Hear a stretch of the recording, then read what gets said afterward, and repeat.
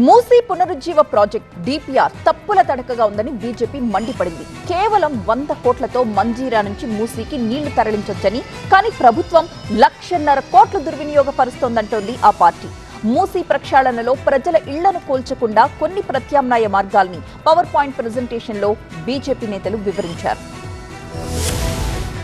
మూసీ సుందరీకరణ ప్రాజెక్ట్ ని తాము వ్యతిరేకించడం లేదని, కానీ పేదల ఇళ్లు కూల్చివేసి పారదర్శకత లేని డిపిఆర్ తో చేపట్టే పనుల్ని అడ్డుకుంటామని బీజేపీ స్పష్టం చేసింది. పవర్ పాయింట్ ప్రెజెంటేషన్ కార్యక్రమంలో తెలంగాణ బీజేపీ అధ్యక్షుడు రామచంద్రరావు, ఇరిగేషన్ రంగ నిపుణుడు సహా బీజేపీ నేతలు పాల్గొన్నారు. గాంధీ సరోవర్ ప్రాజెక్టు కోసం 7,000 కోట్ల రూపాయల ప్రజాధనాన్ని ఖర్చు చేయడమే కాకుండా పేదల ఇళ్లని కూలగొట్టడం సరికాదన్నారు రామచంద్రరావు. మూసీ పక్కన ఉన్న పెద్ద రియాల్టర్ల అక్రమ కట్టడాలపై మాత్రం ఎందుకు చర్యలు తీసుకోవట్లేదని ప్రశ్నించారు. కేసీఆర్ 1,50,000 కోట్లతో కాళేశ్వరాన్ని నిర్మిస్తే రేవంత్ రెడ్డి దాన్ని మూసేశ్వరంగా మారుస్తున్నారని విమర్శించారు. చివరికి తెలంగాణని అభివృద్ధి చెందకుండా మూసేస్తారని దుయ్యబట్టారు. ఇక ఈ పవర్ పాయింట్ ప్రెజెంటేషన్ లో ఇరిగేషన్ రంగ నిపుణులు వెదిరే శ్రీరామ్ ప్రజల ఇళ్ల కూల్చివేతలపై కొన్ని ప్రత్యామ్నాయాలను వివరించారు. మూసీ బఫర్ జోన్ లో 90% ప్రజా అవసరాల కోసం ఉంచి 10% రియల్ ఎస్టేట్ డెవలప్మెంట్ కి ఇస్తే ప్రాజెక్ట్ కి నిధులు వస్తాయన్నారు. మూసీ నీటి నుంచి రైతులు స్వచ్ఛమైన పంటల్ని పండించినప్పుడు మూసీ పునర్జీవం సక్సెస్ అయినట్లుగా భావించాలన్నారు.